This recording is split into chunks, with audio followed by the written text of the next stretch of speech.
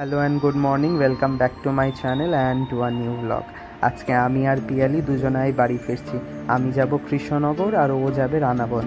এটা তো তোমরা জানোই যে আমি আমার মাসির বাড়িতে এসেছিলাম, দিয়ে কালকে আমার ফ্লাইটটা ক্যান্সেল হয়ে যাওয়ার কারণে আমি বাড়ি ফিরতে পারি না। আর পিয়ালিরও দুদিন পর ট্রেন ছিল, তাই আমি তৎক্ষণাৎ একটা রাজধানীর টিকিট বুক করে আমি আরও যাচ্ছি। আমাদের সাথে প্রচুর লাগেজ আছে, আর সেই কারণে ব্লগ করাটা খুব মুশকিল। অনেক কষ্ট করে উপরে ওঠার পরেও মেট্রো স্টেশনে জায়গা পেলাম না, মেট্রো ট্রেনের ভেতরে জায়গা পেলাম না। এটা হচ্ছে ইয়েলো মেট্রো লাইন, যেটা দিল্লি কানেক্ট করে পুরো দিল্লির মাঝখান থেকে নিউ দিল্লি চাঁদনি চক হয়ে তারপরে আরও অন্য দিকে যায়। এবার এটা হচ্ছে সবচেয়ে বড় মেট্রো লাইন, সেই কারণে হয়তো প্রথম স্টেশন থেকে আমরা বসার জায়গা পাইনি। তো আমরা প্রথমে যেহেতু আমি গুরগারামে ছিলাম, তাই প্রথমে আমরা এই মেট্রো স্টেশন থেকে নিউ দিল্লি যাব। নিউ দিল্লি স্টেশনের বাইরেই প্ল্যাটফর্ম রয়েছে, সেখান থেকে রাজধানী ট্রেনে করে বাড়ি ফিরব। এই শহরটাকে খুব ভালোবেসে ফেলেছি। এই শহরটাকেই কিছু বছর পর এসে নিজের করারও প্ল্যান এখন থেকেই মনে রাখছি। ওই যে দূরে তোমরা কুতুব মিনার দেখছো, আমিও প্রথমবার এই মেট্রোর ভেতর থেকে কুতুব মিনারটা দেখে অবাক হয়ে গেছিলাম। জানতাম না মেট্রোর ভেতর থেকেও কুতুব মিনার দেখা যায়। তোমাদের সাথে গল্প করতে করতে চলে এসেছি আজকে আমরা নিউ দিল্লি স্টেশনে। ভেতরে ব্লগ করতে পারিনি কারণ প্রচুর সিকিউরিটি চেকিং আর আমাদের সাথে প্রচুর লাগেজ, আর সেগুলো ঠেলতে খুবই কষ্ট হচ্ছে। আমরা মেট্রো স্টেশনে থেকে বেরিয়ে প্ল্যাটফর্মে এসে উপরে দাঁড়িয়ে আছি, ড্যাশবোর্ডে অপেক্ষা করছি কোথায় দেখাবে শিয়ালদা রাজধানী, সেখানেই যাব। ওই যে দূরে পিয়ালি দেখালো যে শিয়ালদা রাজধানী, তো আমরা বুঝলাম এটাই আমাদের প্ল্যাটফর্ম। ও কেমন লাগছে স্টেশনে এসে? আমার ভালো লাগছে না, আমি বলি ফ্লাইটে ট্রাভেল করা বেটার। স্টেশন অ্যান্ড তারপরে এখন blogging, very nervous get excited. First time আমি ট্রেনে ট্রাভেল করছি, ফার্স্ট টাইম। ফ্লাইটের কালকে রিশিডিউল করে দিয়েছিল, ওটাতে গেলে ভালো করতাম। এখন ট্রেনের মধ্যে গরম লাগছে এখানে দাঁড়িয়ে আমার সব এর প্ল্যান। এই মালটা আমাকে বললো আসতে, দিয়ে এখন ঠান্ডা লেগে যাবে। শিয়ালদা রাজধানী খুবই সুন্দর। আমি ফার্স্ট টাইম ট্রাভেল করছি, যদি বাজে কোনো এক্সপিরিয়েন্স হয় তুই রেসপন্সিবল। ঠিক আছে। আজকে আমি লাইফে ফার্স্ট টাইম ট্রেনে ট্রাভেল করছি, মানে শিয়ালদা রাজধানী ফার্স্ট টাইম ট্রাভেল করছি। লোকে তো করেছি, হ্যাঁ লোকালে করেছি, এমনি এটাতে ফার্স্ট টাইম। চলে এসছে ট্রেন, ইয়ে খুব খুশি আমি। এবার আমি গিয়ে দেখবো কেমন হয় ভেতরে। আমি ফার্স্ট টাইম উঠছি রাজধানীতে। ওকে, পড়েছি ট্রেনের ভেতরে, আর ট্রেনে ঢুকেই আমি ব্লগিং শুরু করে দিয়েছি। অনেক মানুষ নিজেদের প্রাইভেট কাজ করছিল, আর আমি সেই ক্যামেরা নিয়ে ঘুরছি। সে এক এম্বারেসিং সিচুয়েশন। তারপরে আমি আবার ভিডিও ক্লিপ ডিলিট করলাম, কারণ একজনের প্রাইভেট কিছু মুহূর্ত ক্যামেরায় বন্দি হয়ে গেছিলো। তারপরে কিছুক্ষণ পর মিষ্টি দই এলো, দিয়ে মিষ্টি দই আমরা কিনলাম, কিনে পিয়ালিকে দিলাম খাওয়ার জন্যে। বললাম টেস্ট করে বল কেমন লাগছে। ও খেয়ে আমাকে বললো বেশ ভালো লাগছে। অনেকক্ষণ পর ট্রেনটা আমাদের একটু স্পিড ধরেছে, স্পিডে যাচ্ছে ট্রেনটা, আর খুব ভালো লাগছে। বাইরে থেকে সব কিছু দেখতে পাচ্ছি, হয়তো ফ্লাইটে এত কিছু ভিউ আমি দেখতে পেতাম না। এত সুন্দর দিল্লির কানেক্টিভিটি, তোমাদেরকে কি বলবো। প্রত্যেকটা স্টেশন, প্রত্যেকটা জায়গা খুব ওয়েল কানেক্টেড। এটা আমার দিল্লির ব্যাপারে খুব ভালো লেগেছে, মানে প্রত্যেক জায়গা খুব ইজিলি অ্যাক্সেসেবল। অনেকক্ষণ ট্রেনে বসার পর আমি আরেকটা কম্পার্টমেন্টে গেলাম, যেটা প্রায় খালিই ছিল, তাই সেখানে এসে একটুখানি রেস্ট নিচ্ছিলাম। রেস্ট তো বেশিক্ষণ নিতে পারলাম না, কারণ যারা কর্মচারী তারা এসে বিক্রি করছিল অনেক জিনিস। তার মধ্যে থেকে আমি ভাবলাম একটু কাপ নুডলস কিনে নিই। এই কাপ নুডলস খাওয়ার পর ভালোই লেগেছে, খারাপ লাগেনি, ভালো ছিল কাপ নুডলস। তারপর পিয়ালি ফোন করে বললো রাতে ডিনার করতে, তো এখানে পোলাও আর চিকেন মাসি বাড়ি থেকে পাঠিয়ে দিয়েছিল। আমাদের নো ফুড অপশন ছিল সেটা। এবার খাওয়ার পর কিছু দরকার যাতে খাবারটাও হজম হয়, তাই একটা পাশেই মাউন্টেন ডিউ বিক্রি করছিল একজন, তার থেকে একটা মাউন্টেন ডিউ কিনে নিলাম। মাউন্টেন ডিউ খাওয়ার পর একটু ঘুমাতে গেলাম, কিন্তু এত জোরে ব্রেক মারলো যে আমার লিটারেলি ভয় লেগে গেছে।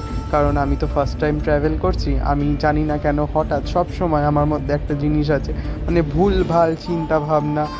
মানে কীরকম আমার মানে চিন্তা ভাবনাটা অনেকটা ডিফারেন্ট। মানে আমি ভাবছি যে ওড়িশার কেস হবে না তো, আমি মরে যাব না তো। দিয়ে হঠাৎ আমার খুব রাতেরবেলা গরম লাগছিল, সেই কারণে এসির লোক এসেছিলো, তো বললাম মাজা আছে দাদা, তো আমাকে মাজা দিয়ে গেল। বললো তোমাকে টাকা দিতে হবে না, কিন্তু আমিও তেমনই, আমিও জোর করে তাকে টাকা দিলাম। দিয়ে ভাবছি যে কি আর করবো, বসে বসে যাই ওয়াশরুমটা তোমাদেরকে নিয়ে গিয়ে দেখো। 4:10 বাজে আর আমি ওয়াশরুমে এসেছি। আমার মানে আমি এতক্ষণ যে তারিফগুলো করছিলাম সেই তারিফগুলো জাস্টিফাইড, কিন্তু ব্যাপারটা হচ্ছে যে খুব স্পিডে চলে গাড়ি কিছু কিছু সময়, তো তখন তোমার রাতে ঘুম ভেঙে যায়। এখন আমি ওয়াশরুমে এসেছি, ওয়াশরুমও neat and tidy, but the one thing is that if you travel through train তাহলে একটা খুব ভালো ব্যাপার হয়, সেটা হচ্ছে যে you get a very good service, যেটা তোমার প্লেনে পাওয়া যায় না। মানে whenever you need assistance they will come and help you for assistance, but this jerking মানে ফট করে স্পিডে, খুব স্পিডে চলছে, তো তুমি ঘুমানোর সময় সেটা বুঝতে পারবে যে স্পিডে চলছে গাড়িটা। চলো যাই, এখন গিয়ে রেস্ট নিই, সকালবেলা উঠে কথা বলবো। আসানসোল, দুর্গাপুর সব দিয়েই যাবে, সেগুলো তোমরা সব দেখতে পাবে। কালকে থেকে 2 ঘন্টা হয়েছে ঘুমালাম, সকালবেলা চা চা চা করে আমার ঘুমটা ভাঙিয়ে দিল। চাটা হাতে নিয়ে যখন পর্দাটা সরিয়ে বাইরে দেখলাম তখন মনটা পুরো খুশি হয়ে গেল। মানে এত সুন্দর প্রকৃতি, এত ভোরবেলা তো আমি ঘুম থেকে উঠিই না, তার মধ্যে ট্রেন থেকে ট্রাভেল করছি, ফার্স্ট টাইম পাহাড় দেখলাম আমি লাইফে, এত ভালো ফিল হয়েছে তোমাদেরকে কি বলবো। মানে ট্রেন থেকে ট্রাভেল না করলে হয়তো জানতে পারতাম না, বডিতে অনেকটা ক্লান্তি আছে, কিন্তু এটা দেখে কিছুক্ষণের জন্য একটু রিফ্রেশমেন্ট হয়ে গেল মুডটা।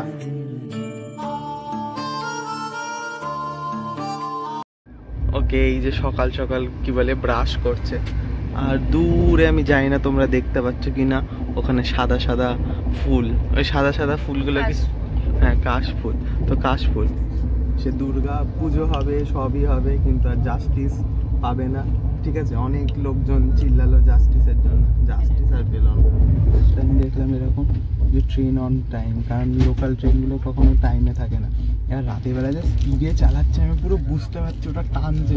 মানে তুমি যদি এখানে চুপ করে ঘুমাতে চাও তাহলে তোমার যে পাইলট মানে যে ট্রেনের ড্রাইভার তার উপর খুব কনফিডেন্স থাকার দরকার। ধানবাদটা দেখাবো,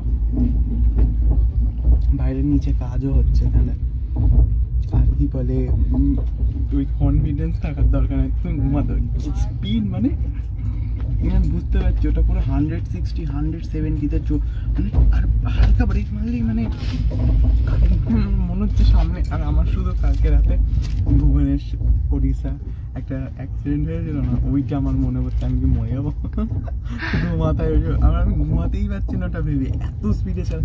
বাট রাতে বেলাতে খুব স্পিডে যায়। এখন কফি খাচ্ছে। আর আমার রিগ্রেট হচ্ছে যখন আমার স্কুলে আমাকে হিন্দি পড়াতো, আমাদের যেহেতু থার্ড ল্যাঙ্গুয়েজ ছিল অতটা প্রেশার ছিল না, তাই আমি এখন একটা হিন্দি পড়তেও পারি না। এটা ক লেখা, এটা র লেখা না,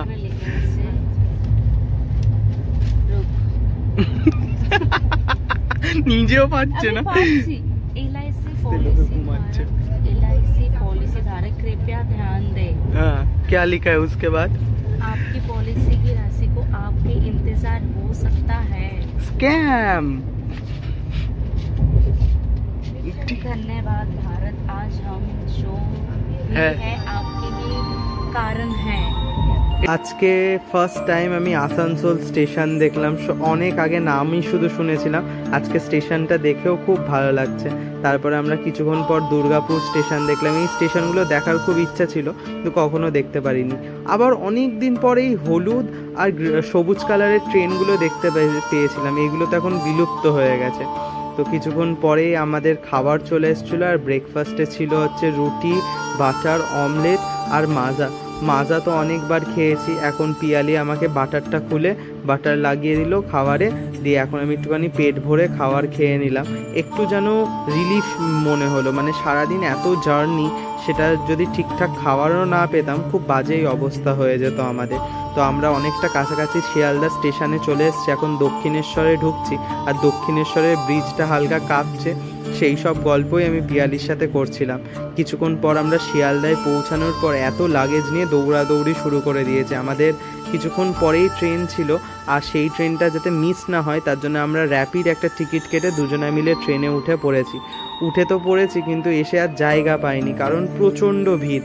লালগোলাতে যেমন বাজে গন্ধ থাকে তোমরা তো জানো, আর তার মধ্যে সেরকম ভিড়। সেই ভিড় ঠেলতে ঠেলতে ফাইনালি একজন উঠলো, দিয়ে পিয়ালিকে বসার জায়গা দিল। 1 ঘন্টা দাঁড়িয়ে থাকার পর আমরা বসার জায়গা পেয়েছি। পিয়ালি আধ ঘন্টা বসে থাকার পর আমিও একটুখানি কিছুক্ষণ বসলাম, তারপর চলে এলো আমাদের কৃষ্ণনগর স্টেশন। কৃষ্ণনগর স্টেশনে নেমে আর কিছুক্ষণ মাকে ফোন করে বলছি যে মা আমরা বাড়িতে আসব, অনেক তো লাগেজ রয়েছে তোমরা দেখতেই পাচ্ছ, আরও ব্যাগ রয়েছে যেগুলো ব্লগে তোমাদেরকে দেখায়নি, পিয়ালির পিঠেও ব্যাগ রয়েছে। চলে এসেছি অনেক দিন পর বাড়িতে, আর এখান থেকেও মানে আমরা টেনে টেনে আর নিয়ে যেতে পারছি না, আর এনার্জি নেই। পিয়ালি বলছে তুই টেনে নিয়ে যা, দিয়ে তারপরে ফাইনালি বাড়ির ভেতরে ঢুকলাম। সিম্বা তো রয়েছে, দেখে আমাদের খুব এক্সাইটেড সিম্বা যে আজকে কী হবে। তো আজকে আমাদের বাড়িতে নতুন ওই যে টিভিটা ওটাও কিনেছে, সেটাও আমি জানতে পারলাম। আর এখানটায় সিম্বাও রয়েছে। তো এরপরে খেয়ে দিয়ে ঘুমাবো টান টান। তো তোমাদের যদি ব্লগটা একটুও ভালো লেগে থাকে তাহলে ব্লগটায় লাইক কমেন্ট শেয়ার করে দিও, একটু সাবস্ক্রাইব করে দিও। Till then bye, have a safe journey ahead, good night, bye, tata.